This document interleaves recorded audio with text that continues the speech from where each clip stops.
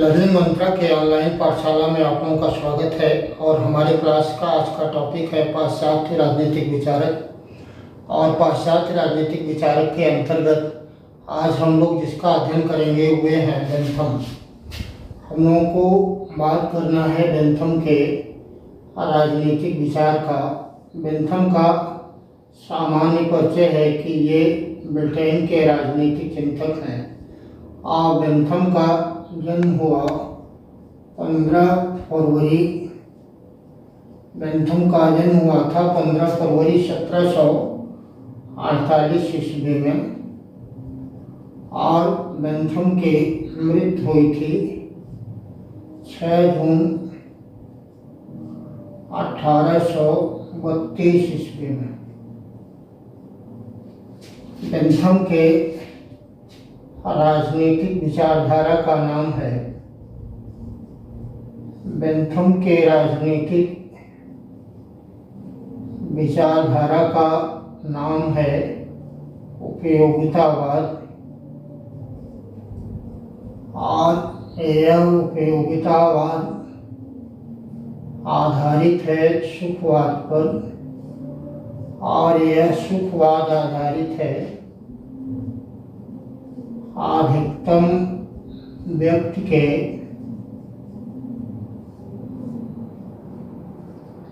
अधिकतम सुख पर। अधिकतम व्यक्ति के अधिकतम सुख पर। बेंथम एक ऐसे चिंतक हैं जिनके द्वारा सैद्धांतिक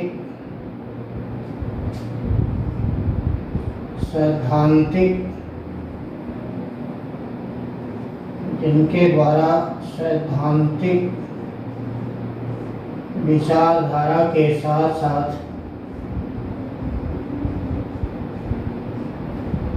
सक्रिय व्यावहारिक राजनीति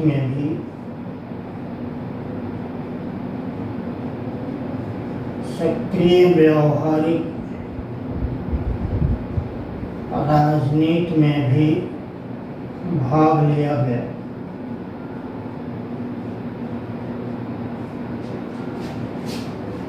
बेंथम के राजनीतिक चिंतन के दृष्टि से अगर बात की जाए तो इनके द्वारा अपने राजनीतिक दर्शन का प्रतिपादन करने के लिए अनेक पुस्तकों का लेखन किया गया। परंतु उसमें 2 किताबें इनकी सर्वाधिक महत्वपूर्ण है जो आपके एग्जाम में अक्सर पूछा जाता है। इसलिए आप इनकी 2 महत्वपूर्ण पुस्तकों को भी याद कर लीजिए। Fragments on government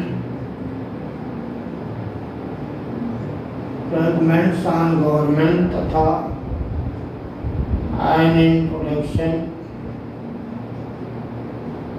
an introduction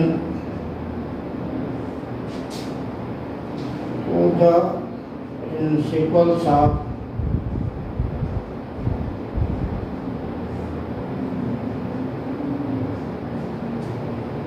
morals and legislation।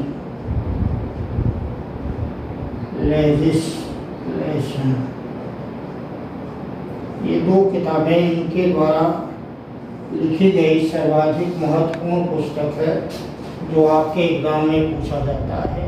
अब देखिए, आपको यहाँ समझने की आवश्यकता है कि बेंथम के द्वारा जिस राजनीतिक विचार दर्शन का प्रतिपादन किया गया उस विचार दर्शन का प्रभाव आगे चलकर कुछ अन्य चिंतकों पर भी पड़ा।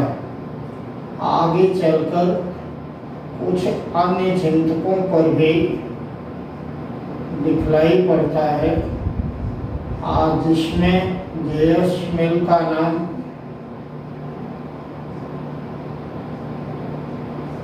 और रिकार्डो का नाम मुख्य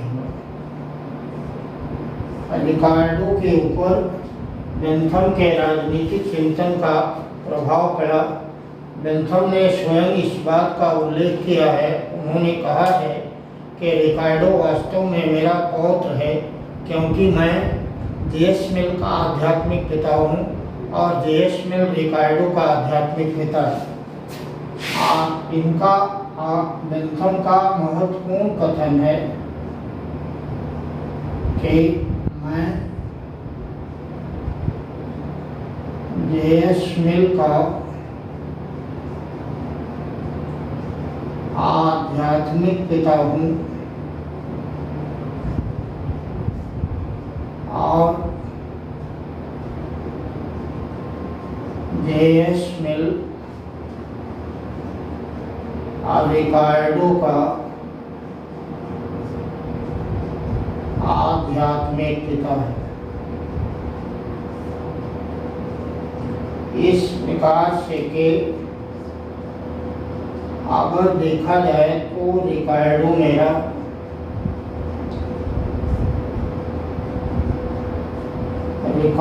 मेरा पौत्र हुआ।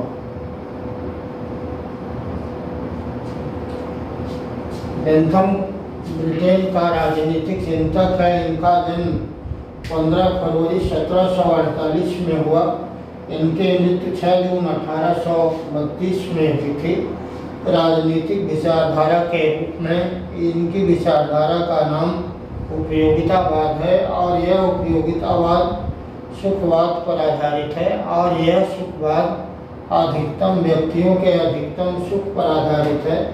हम लोग को यहाँ समझने की बात थी कि बेंथम के द्वारा सैद्धांतिक राजनीति का ही प्रतिपादन नहीं किया गया, बल्कि सैद्धांतिक राजनीति को प्रतिपादित करने के साथ साथ इनके द्वारा व्यावहारिक राजनीति में भी उतना ही सक्रिय योगदान दिया गया। और मूलतः बेंथम का उद्देश्य था तत्कालीन ब्रिटेन में अव्यवस्था तथा रूढ़िवादी विचारधारा को तोड़ करके एक नवीनतम विचारधारा को उसके ऊपर आरूढ़ कर देना।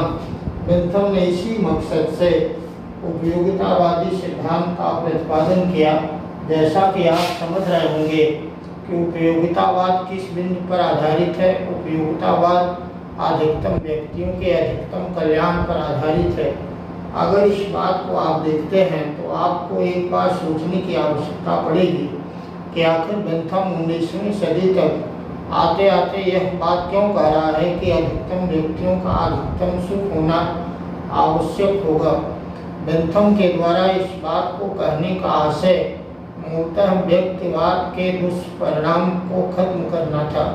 बेंथम के पूर्व स्पेंसरवाद के प्रभाव के परिणाम स्वरूप पूंजीवाद का तो उत्तरोत्तर विकास हुआ, लेकिन उत्तरोत्तर विकास के साथ साथ कुछ बुराइयां भी हमारे समाज में द्रष्टव्य होने लगी। और वह बुराई यह थी कि समाज में अमीर और गरीब के बीच की खाई बढ़ गई। उत्तम की विजय उत्तरजीविता का सिद्धांत दे करके स्पेंसर के द्वारा धन के केंद्रीकरण को बढ़ावा दिया गया। शक्तिशाली व्यक्तियों के हाथ में धन की बहुत बड़ी राशि हाथ में आ गई, लेकिन जो लोग कमजोर और अशक्त थे उनकी दशा निरंतर खराब होने लगी।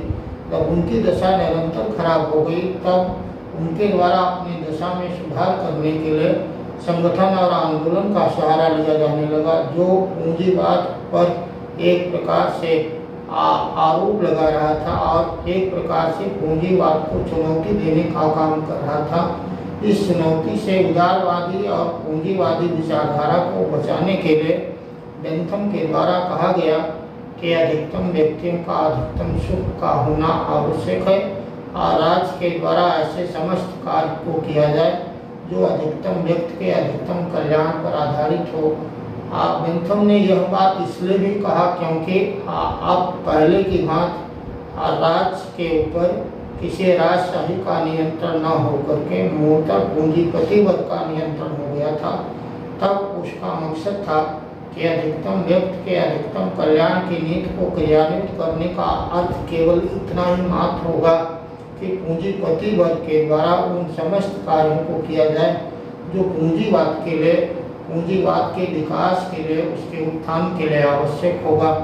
दूसरी महत्वपूर्ण बात, जब समाज में असमानता के खाई बड़ी हो गई तब उसका दुष्परिणाम पूंजीवाद को स्वयं भुगतना पड़ रहा था, क्योंकि धनवान वर्ग के हाथ में तो धन था, परंतु 90% हिस्सा आबादी का वह था जिसके हाथ में रोटी भी मैसर नहीं थी।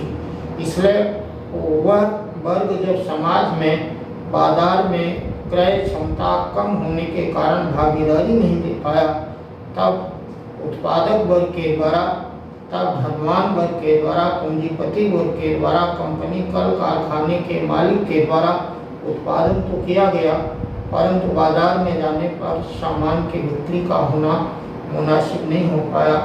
ये सारे हालात में बेंथम के द्वारा अपने इस नवीनतम दर्शन को लाया गया और कहा गया कि अधिकतम व्यक्तियों का अधिकतम सुख। इसीलिए कहा जाता है कि इनका यह कथन लोक कल्याणकारी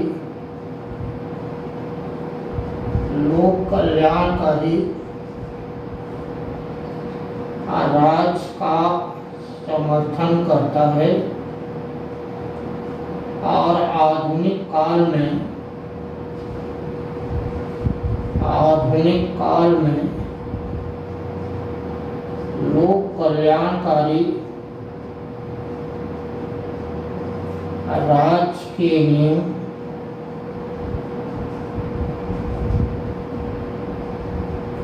सर्वप्रथम टेएच ग्रीन के द्वारा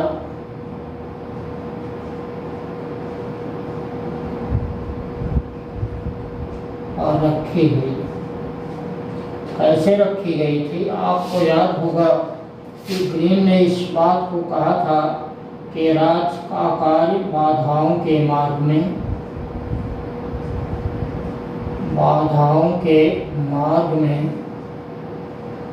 बाधा डालना है। राज का कार्य बाधाओं के मार्ग में बाधा डालना है। ग्रीन का यह कथन लोक कल्याणकारी राज्य की नींव रखता है। बेंथम का भी यह कथन लोक कल्याणकारी राज्य की स्थापना करता है। दोनों ही समकालीन राजनीतिक चिंतक हैं। टीएच ग्रीन के राजनीतिक चिंतन में उदारवाद और आदर्शवाद का मिश्रण पाया जाता है, और बेंथम के राजनीतिक चिंतन में अगर कहें तो उपयोगितावाद और उदारवाद का मिश्रण पाया जाता है, क्योंकि उपयोगितावाद मूलतः कुछ और नहीं है, यह उदारवाद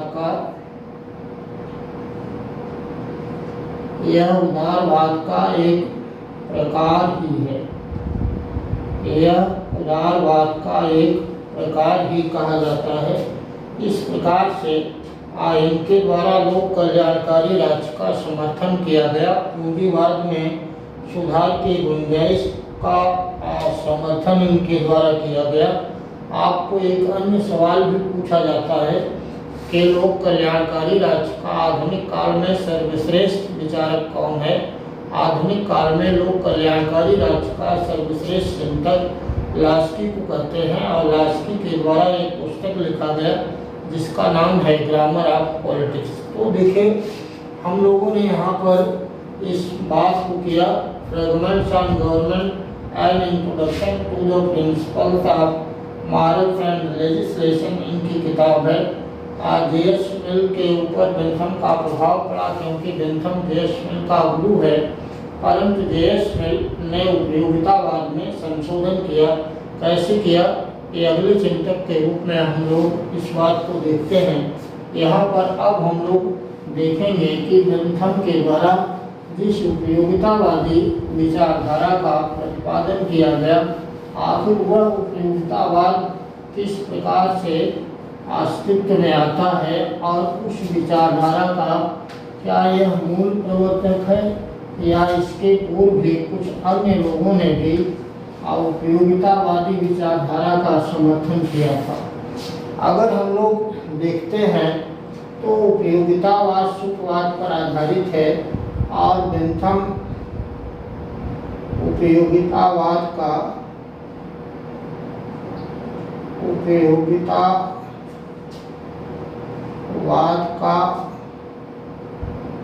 यह मूल प्रवर्तक नहीं है। यह उपयोगितावाद का मूल प्रवर्तक नहीं है, बल्कि इससे पूर्व भी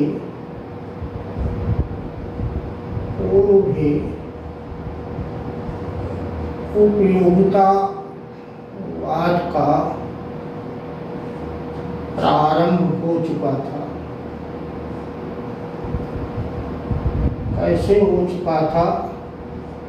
अगर हम लोग बात करते हैं तो सबसे पहले इसमें आता है यूनान, और यूनान का एपिक्यूरियस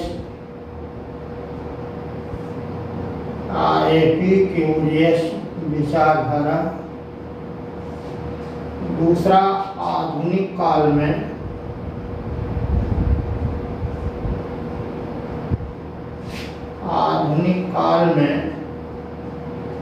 डेविड ह्यूम को उपयोगितावाद का जन्मदाता कहा गया। एरिस्टले के द्वारा एसे ऑन गवर्नमेंट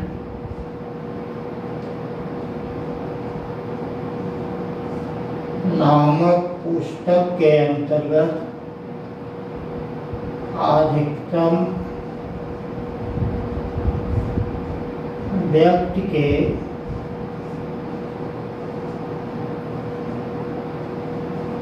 अधिकतम सुख का विचार दिया गया था, जो कालांतर में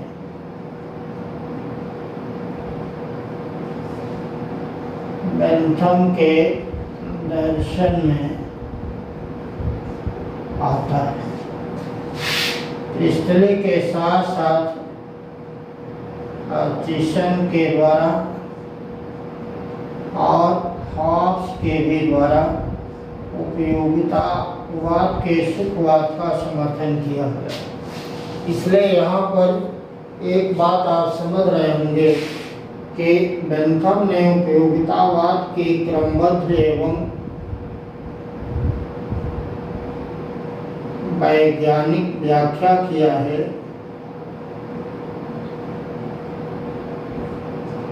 लेकिन यह उपयोगितावाद का मूल प्रवर्तक नहीं है, बल्कि इसके पूर्व भी उपयोगितावाद का तत्व दिखलाई पड़ता है। और दूसरी महत्वपूर्ण बात यह भी यहाँ पर है कि उपयोगितावादी विचार दर्शन का पहले का जो आधार था, बेंथम ने उसमें तब्दीली कर दिया। उपयोगितावाद की क्रमबद्ध व्याख्या करने के कारण उपयोगितावाद एवं बेंथम को एक दूसरे का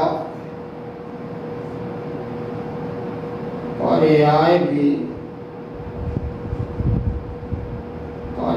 भी कहा जाता है।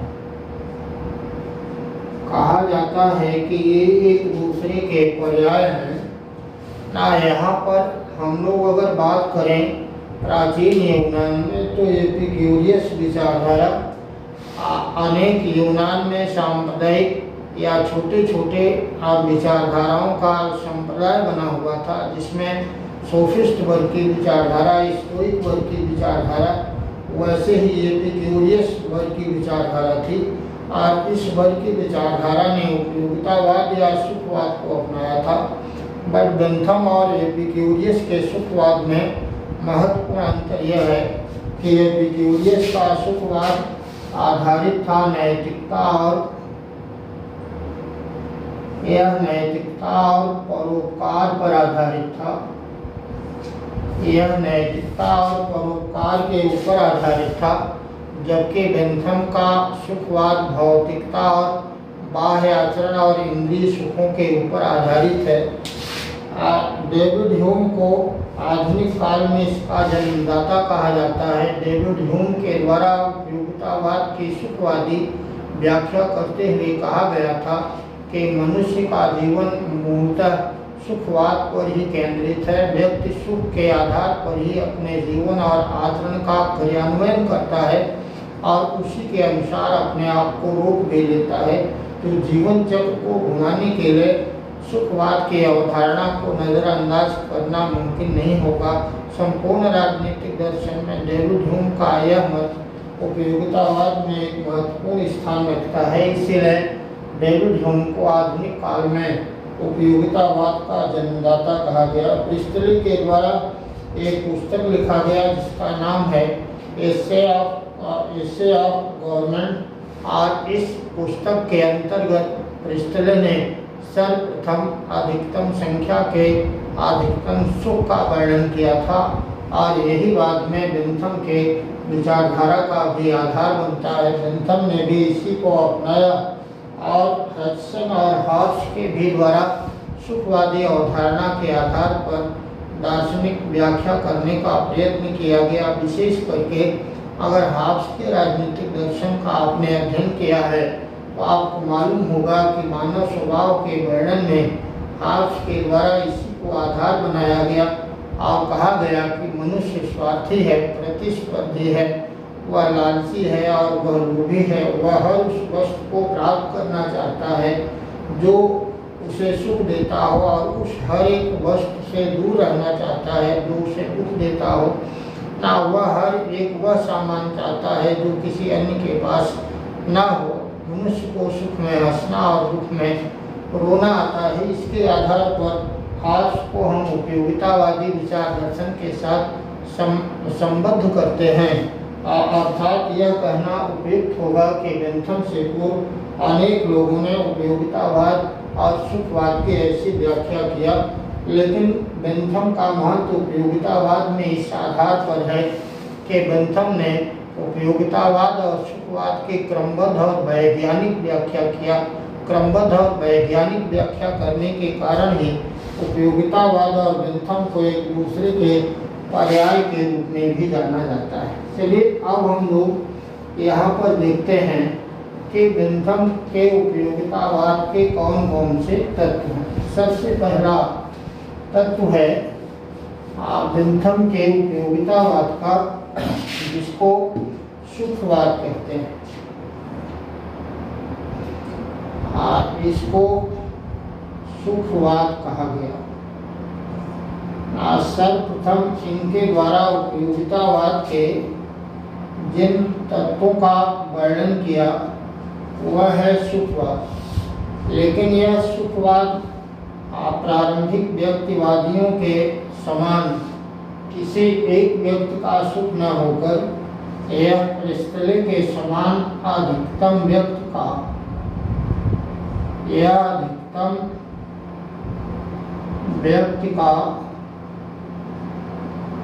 अधिकतम सुख है।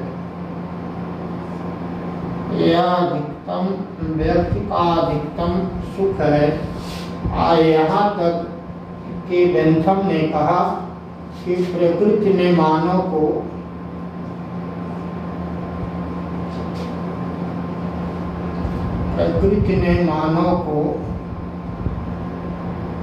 सुख एवं दुख नामक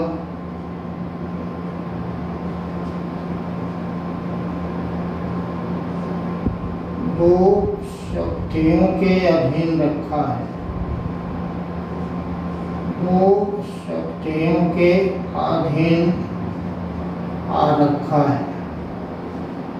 बेंथम के इस कथन का अर्थ है कि मनुष्य किसी भी प्रकार का आचरण करे, अगर उसके बाह्य आचरण का आप समाकलन करते हैं, बेंथम ने इसके आधार पर एक सुख दुख समाकलन, सुख दुख समाकलन यंत्र का भी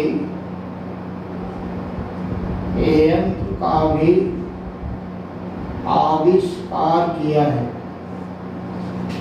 और इसके अंतर्गत कहा कि सुख और दुख के कई स्रोत हैं, इनको हम माप सकते हैं। और इसी के अंतर्गत इनके द्वारा कहा गया कि अगर इसके स्रोत की बात करें तो चार स्रोत इसके मुख्य दिखलाई पड़ते हैं। पहला है धर्म है, नीति है और राजनीति है। धर्म, नीति, राजनीति और भौतिक संसाधन। भौतिक संसाधन ये सुख और दुख के स्रोत माने गए। हमको यह सवाल पूछा जाएगा, सुख दुख समाकलन का सिद्धांत किसने दिया है? हाब्स ने दिया, बेंथम ने दिया, जेम्स मिल ने दिया या कार्ल मार्क्स ने दिया? तो आपको क्या लगाना है? बेंथम के द्वारा सुख दुख समाकलन के सिद्धांत का प्रतिपादन किया गया और उसको बताया गया कि प्रकृति ने मानव को सुख और दुख नामक दो शक्तियों के अधीन रखा है, इसलिए व्यक्ति वह कार्य करता है जो उसे सुख की तरफ ले जाए और उस कार्य से अपने आप को विलुप्त कर लेता है जो उसको दुख प्रदान करने वाला हो। यह सुख और दुख मूलतः व्यक्ति के बाह्य आचरण से संबंधित है। और दूसरा इसका महत्वपूर्ण तत्व है कि यह सुखों में अंतर, यह सुखों में अंतर केवल मात्रा के आधार पर मानता है। इसने स्वीकार किया है सुखों में अंतर केवल मात्रा का होता है, ना प्रकार का नहीं होता। इसी आधार पर इनका एक प्रसिद्ध कथन है और वह कथन भी हमारे एग्जाम में अक्सर पूछा जाता है कि पुष्पिन का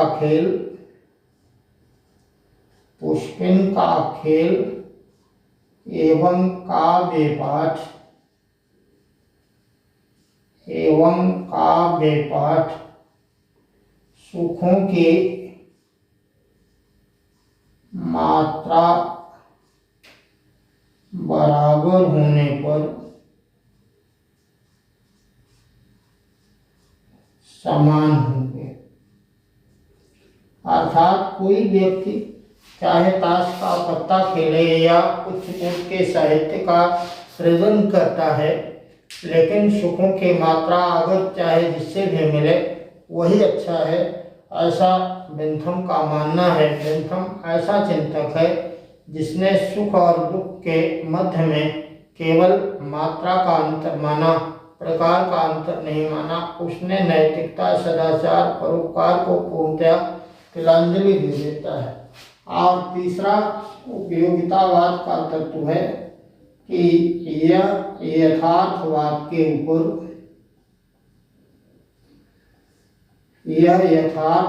पर आधारित है। बेंथम का उपयोगितावाद यूनान के समान या निगमनात्मक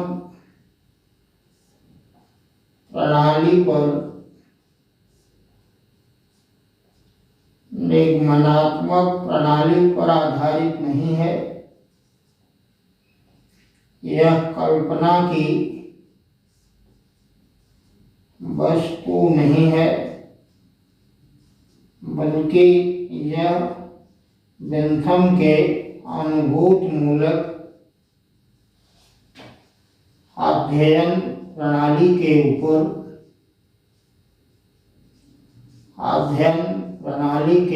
ऊपर आधारित है, क्योंकि बेंथम ने ब्रिटेन में यह प्रयास किया कि शासन प्रणाली का एकमात्र ध्येय क्या होगा? अधिकतम व्यक्तियों का अधिकतम कल्याण करना, जिससे समाज के कमजोर वर्गों का उत्थान हो, एक सर्वमूलक समाज का निर्माण हो, समाज में असमानता को खत्म किया जाए। बेंथम ने इस उद्देश्य की प्राप्ति के लिए यथार्थवादी दृष्टिकोण के आधार पर इसकी व्याख्या किया। उपयोगितावाद का एक चौथा भी तत्व है, यह राज्य को साधन मानता है और व्यक्ति को साध्य मानता है। जैसा कि आपने अध्ययन किया है, यूनान के चिंतक और आदर्शवादी विचारक स्वीकार करते हैं कि राज साध्य है, सर्वोच्च है और स्वाभाविक है। बेंथम ने इसको अस्वीकार कर दिया और कहा कि राज्य एक साधन के रूप में है, साध्य व्यक्ति होता है। राज्य का काम है कि वह अधिकतम व्यक्तियों के अधिकतम कल्याण के लिए अनेकानेक नीति, विधान और कानून का निर्माण ही न करे बल्कि उसको व्यावहारिक रूप में भी लागू करे। इसलिए राज्य साधन के रूप में ही उसका वर्णन करने का श्रेय जाता है। बेंथम को आदर्शवादियों के इस मत को भी यहाँ पर वह अस्वीकार कर देता है। बेंथम के उपयोगितावाद का एक महत्वपूर्ण और पांचवा इसका तत्व है। पांचवा तत्व है कि यह भौतिकवादी है और यह व्यक्ति के बाह्य आचरण से संबंधित है। इसलिए इसका संबंध शरीर से तो है, परंतु इसका संबंध आत्मा से नहीं है। यह सुखवाद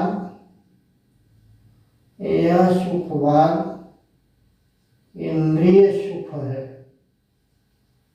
यहाँ पर बेंथम के द्वारा पूर्णतया भौतिकवादी इंद्रिय सुखों की बात करके नैतिकता और परोपकार को अस्वीकार किया जाता है। इनका मानना है कि समस्त सुखों को हम केवल बाह्य जगत में ही अनुभव कर सकते हैं। यह आत्मिक रूप में इसका कोई अस्तित्व नहीं होता। इसलिए अगर यह कहा जाए कि आत्मा इस सुख का आनंद लेती है तो यह केवल एक कल्पना की वस्तु होगी, यह वास्तविकता से कोसों दूर है। बेंथम ने इसीलिए कहा कि सुखवाद का संबंध केवल मानव के शरीर से है, न कि इसका संबंध आत्मा से है। अतः यह व्यक्ति के बाह्य आचरण से संबंधित करता है। देखिए, हम लोगों ने यहाँ पर बेंथम के उपयोगितावाद के विभिन्न तत्व और उपयोगितावाद के विभिन्न तत्व और उसके विकास की बात किया। हम लोगों ने इस बात को भी समझने का प्रयास किया कि उपयोगितावाद का मूल प्रवर्तक बेंथम ना होकर के आधुनिक काल में उपयोगितावाद के जन्मदाता कौन है। आपको सवाल पूछा जाए तो क्या बताएंगे कि इसके आधुनिक काल में जन्मदाता डेविड ह्यूम है। स्टली के द्वारा, हडसन के द्वारा और हॉब्स के द्वारा भी सुखवाद का समर्थन किया गया। जेएस मिल के द्वारा सुखवाद में अंतर स्थापित करके नैतिकता के आधार पर इसमें संशोधन कर दिया गया और बतलाया गया कि उपयोगितावाद में सुखवाद के अंतर्गत गुणात्मक अंतर पाया जाता है। इसलिए यह बात सत्य नहीं है। बहरहाल इसी आधार पर जेएस मिल को संशोधनवादी उपयोगितावाद के नाम से जाना जाता है। अब हम लोगों को यहाँ पर समझना है कि बेंथम के उपयोगितावाद की आलोचना, सबसे अधिक आलोचना की गई बेंथम के उपयोगितावाद की और कार्लाइल के द्वारा बेंथम को कहा गया कि बेंथम शूकर दर्शन का